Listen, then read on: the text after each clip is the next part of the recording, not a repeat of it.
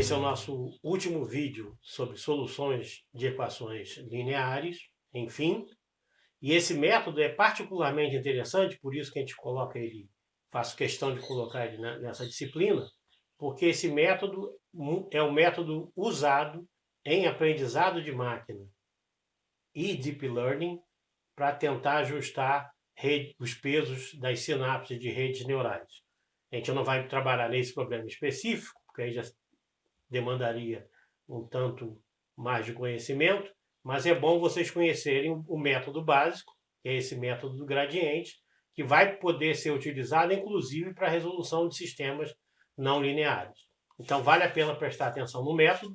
Eu vou apresentar as suas duas variantes nesse vídeo, e para o próximo vídeo a gente vai lá para o Online GDB e tenta fazer a implementação desses métodos em código C. O que a gente vai fazer no método gradiente é, na verdade, um passeio por uma superfície como essa que está aqui atrás. Uma superfície rugosa com vales máximos e mínimos. Tá? Isso vai ficar claro, eu espero, durante a apresentação.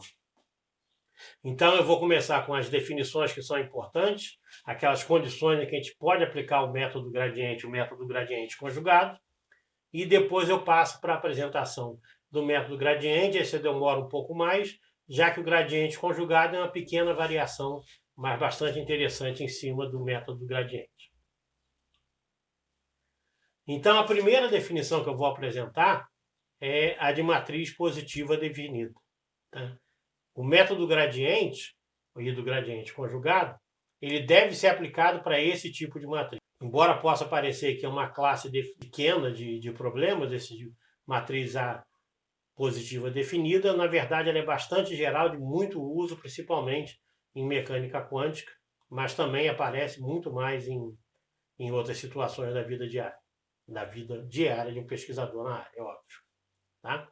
Então, uma matriz A, ela é positiva definida se essa condição é satisfeita, isso é, se para todo vetor x, x transposto a x, esse valor é maior do que zero, para todo vetor x. Então, já que é para todo vetor x, você já nota que vai ter uma dificuldade em a gente caracterizar uma matriz como positiva definida, porque eu teria que fazer esse produto para todas as combinações de x. Na verdade, é muito mais simples o que a gente precisa fazer. Antes disso, eu vou mostrar um exemplo, que é simples de provar, para uma matriz identidade, 2 por 2. Então, essa seria a condição de positiva definida. Para um vetor x1, x2, a matriz A, x1, x2 transposto, ou o contrário. Tá? Então, esse produto da identidade pelo vetor dá o próprio vetor, o produto dos dois vetores dá x1 ao quadrado mais x2 ao quadrado. Esse número certamente é positivo, porque ele é a soma de duas quantidades ao quadrado. Só vai ser zero caso x1 e x2 seja o vetor nulo, que aí não está incluído nessa condição. Existem alguns truques que você pode olhar para uma matriz e já definir se ela é positiva, se ela não é positiva definida. Tá? Se ela é positiva definida, todos os elementos da diagonal têm que ser maior do que zero. E isso aí é fácil, porque se você escolhe um vetor x1 que seja 1 e o outro vetor 0, tá? E aqui não precisa nem ser só com dois elementos, pode ser com muito mais.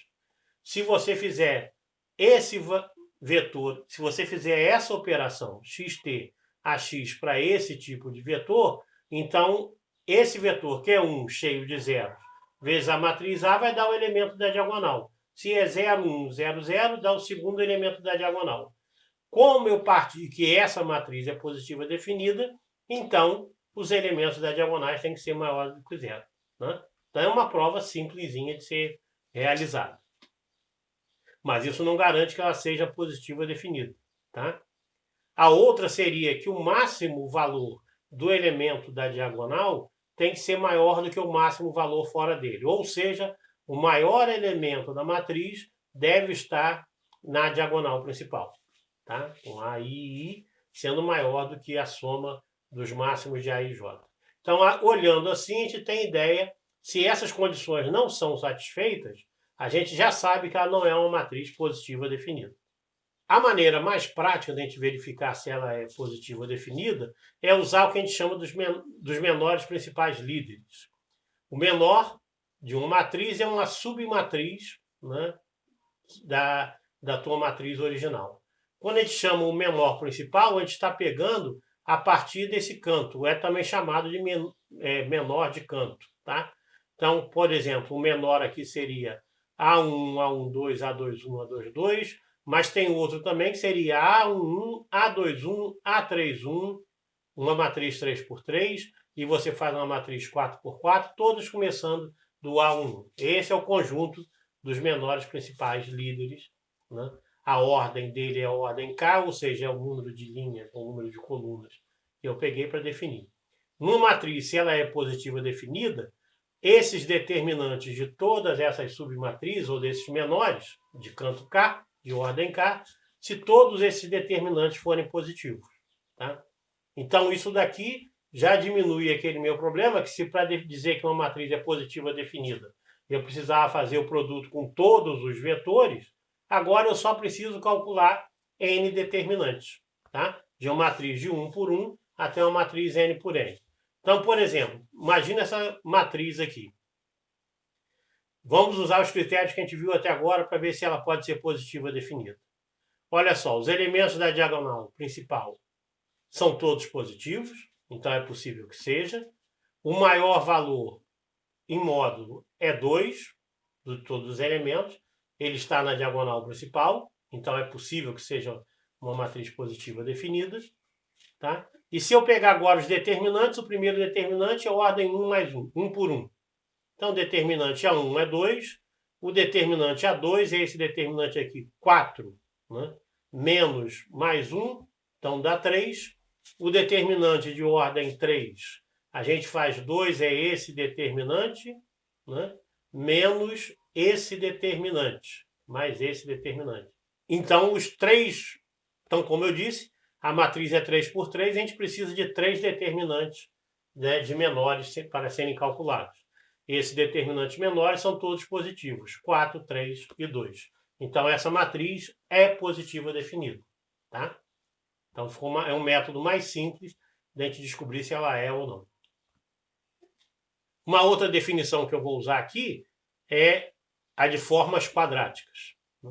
Uma função quadrática, ax2 mais bxy mais cd, cy quadrado, que é um paraboloide, ele pode ser expresso na forma matricial, essa função vai ser matricial se eu escolher esse vetor xy, o vetor transposto, idêntico à definição da matriz positiva, e aqui a matriz dos coeficientes AB. Por isso que aparece 2bxy, que o B está 2 vezes na diagonal principal. Um exemplo desse é essa matriz A fazendo 4, 3, 2, 2. Eu fiz aqui o gráfico da função, então ela é tipo um paraboloide. E essa figura aqui são as curvas de nível, ou seja, são aquelas em que esse valor ax2 mais by mais 2bxy mais cy2 é igual a uma constante, e essas curvas aqui indicam os valores aonde a função assume esses valores constantes. Então, é a projeção dessa figura nesse plano aqui de baixo, xy. Essa figura aqui vai ser particularmente importante. Então, lembre, isso aqui é como eu projetasse a figura em 3D, em 2D, aonde a cor vai dizer qual é o valor e a linha diz que pontos sobre uma linha tem todos os mesmos valores.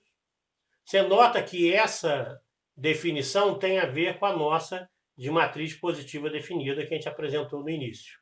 Por que isso aqui é importante? Se eu fizer essa forma, uma matriz positiva definida, daí vem o nome, é que essa função aqui, ela é toda positiva, então tem a concavidade voltada para cima. Então agora finalmente vou apresentar para vocês um método do gradiente. Então a gente vai partir de uma forma quadrática daquela função que apresentei no slide anterior. Tá? O legal é que agora, embora no slide anterior eu tenha feito uma matriz 2 por 2 para poder fazer o gráfico em 3 dimensões e a função de contorno em 2 dimensões, eu posso escolher agora x como tendo qualquer número de elementos. Então, eu posso fazer isso em n dimensões. E ainda assim vai ser uma forma quadrática.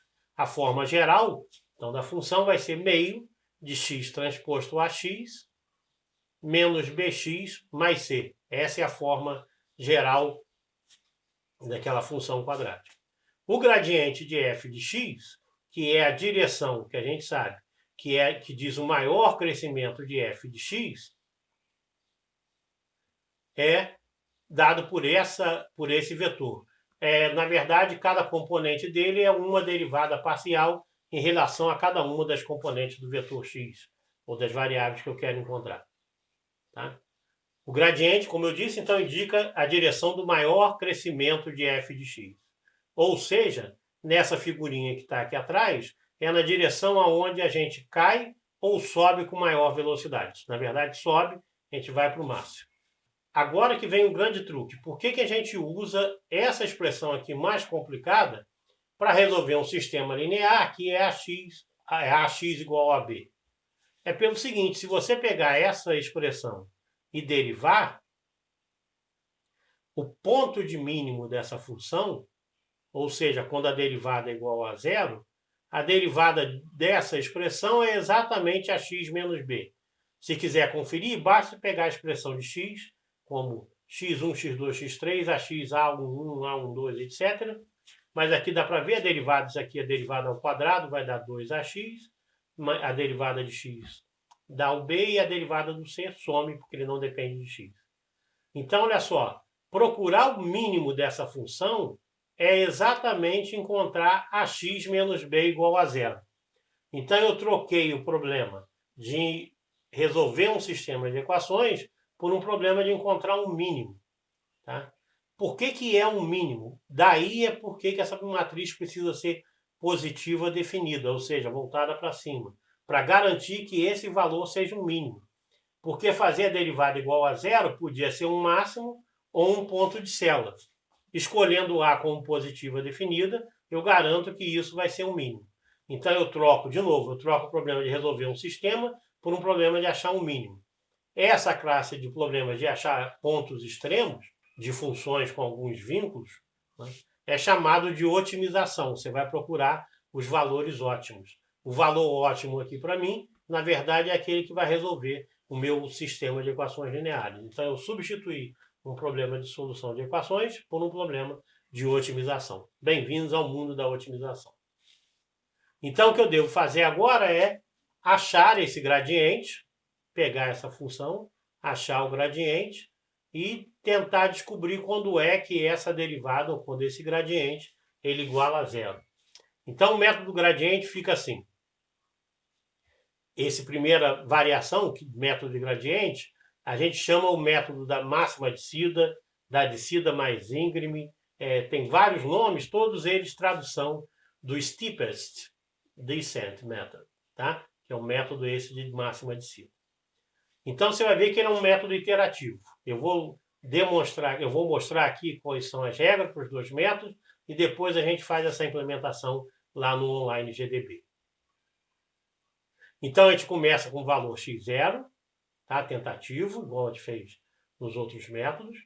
Eu calculo o resíduo, quer dizer, o quanto que esse x0 está distante da minha solução de ax menos b. Tá? Esse resíduo, já que a derivada f' de x é o ax menos b, o resíduo é exatamente igual a menos o gradiente. Então, o resíduo é igual a menos o gradiente. O que eu vou fazer agora é procurar um novo valor de x. x1, da próxima iteração. O x1 vai ser o x0 mais um lambda zero, resíduo zero, que é o gradiente. Ou seja, o gradiente é a direção de maior crescimento. Você nota que aqui o menos gradiente é o resíduo. Então eu estou indo na direção em que ele decresce mais rápido. Isso é interessante. Eu vou achar o mínimo, eu espero achar o mínimo com o menor número de passos, porque eu vou na direção em que ele diminui. Então eu pego um novo x1, que é igual ao anterior, mais o resíduo na direção contrária do gradiente, tá? É na mesma direção, mas no sentido contrário, e para ser uma melhor aproximação para a minha solução. A questão é esse tamanho do passo aqui, lambda zero. Qual o tamanho? Eu sei qual é a direção que eu tenho que andar, é contrário ao gradiente. Agora, o quanto que eu ando nessa direção? Para andar nessa direção, a minha solução é exatamente que o gradiente seja zero, que esse f' seja zero. Porque o gradiente sendo zero, na próxima etapa, é a solução do meu sistema de equações lineares. Então, eu faço isso ser o menor possível. Então, escolhendo o ax mais b igual a zero, eu consigo tirar aqui o lambda zero. Então, é fácil, o lambda zero é o b menos ax dividido pelo a vezes r. Então, você nota que aqui eu tenho o produto da matriz A pelos vetores x0, chute inicial, e o R0, que é o resíduo daquele chute, tá?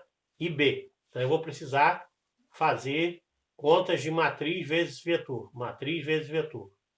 B menos AX0, como a gente colocou, isso é o resíduo, é menos o gradiente.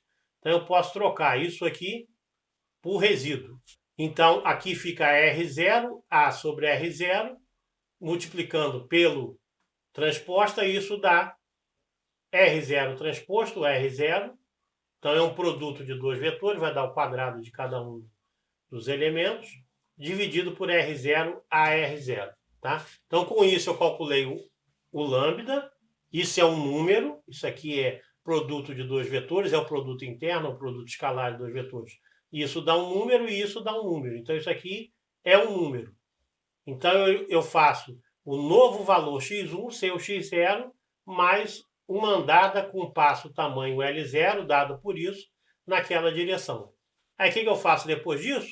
Eu volto para cá. Calculei o x1, então faço de novo o resíduo, agora R1 é igual a B menos AX1, calculo o novo x2, utilizando um lambda, e eu vou ter que recalcular o lambda agora, porque esse lambda vai ser o f' do x, duas linhas, tá? Ou do segundo passo, f de x no segundo passo.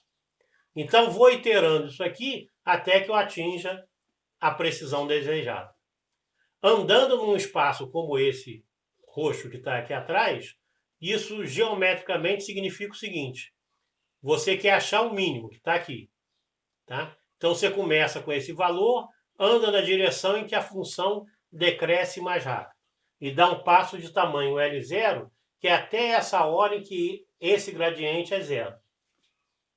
Se agora o gradiente aqui é zero, o que vai acontecer? A direção de maior crescimento deve ser perpendicular a ele, porque essa é de menor.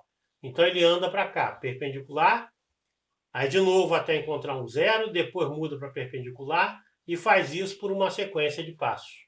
Tá?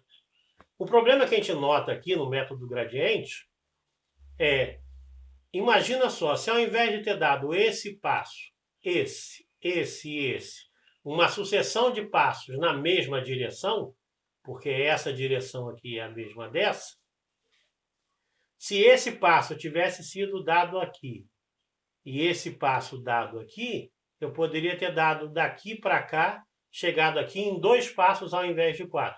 E isso pode repetir para esse caso. Então, eu tenho que inventar um método, a modificação que a gente propõe no método, que é o método gradiente conjugado, que a gente vai ver a seguir, é exatamente evitar com que direções repetidas apareçam. Então, o que eu faço? Eu pego um passo numa direção, a próxima deve ser ortogonal a ele, e vou guardando isso para não deixar satisfazer, aliás, eu tenho que satisfazer a condição desses passos serem ortogonais. Então, eu começo novamente com x0, calculo o resíduo, só que agora eu vou guardar esse resíduo num outro vetor d0, para poder calcular a ortogonalidade entre os passos seguintes. O próximo passo, x é igual ao x anterior, mais o que eu chamei de lambda lá, eu vou chamar de alfa aqui, tá? Mais A vezes o resíduo, dk. Lembra que d e resíduo é a mesma coisa, que no primeiro passo. Como é que eu escolho esse lambda? Eu faço parecido com o anterior, aqui ó, dá um DAD, do transposto, e aqui é o R vezes K. Então, com isso, eu vou agora com um novo D, né, e esse X, agora eu tenho um A que é diferente do lambda, eu calculo meu RK mais 1, meu próximo passo x, e o R é o resíduo desse passo x. Então você nota, comecei, vamos repetir. Comecei com x0, calculo o resíduo, armazena em D, calculo um novo ponto. Do novo ponto eu calculo um novo resíduo, e aí de novo eu calculo um novo D, tá? Que é a nova direção, que vai ser a direção do próximo passo. Essa direção do próximo passo vai ser o R de K mais 1 menos um beta, uma constante beta, vezes o dk, que eu acabei de calcular, que é o desvio. Esse beta, então, a expressão é dada por isso para satisfazer a condição de ortogonalidade. Eu não entrei aqui em detalhes de como que a gente chega a esses constantes alfa e beta, tá? Mas a ideia é essa, é fazer com que direções não se repitam ao longo do processo. E eu vou iterar daqui, do passo 4, novamente, até chegar à precisão desejada. Então, são dois métodos que parecem iterativos, né? Eu começo com um dado valor x0 e faço alguns passos até atingir a precisão desejada.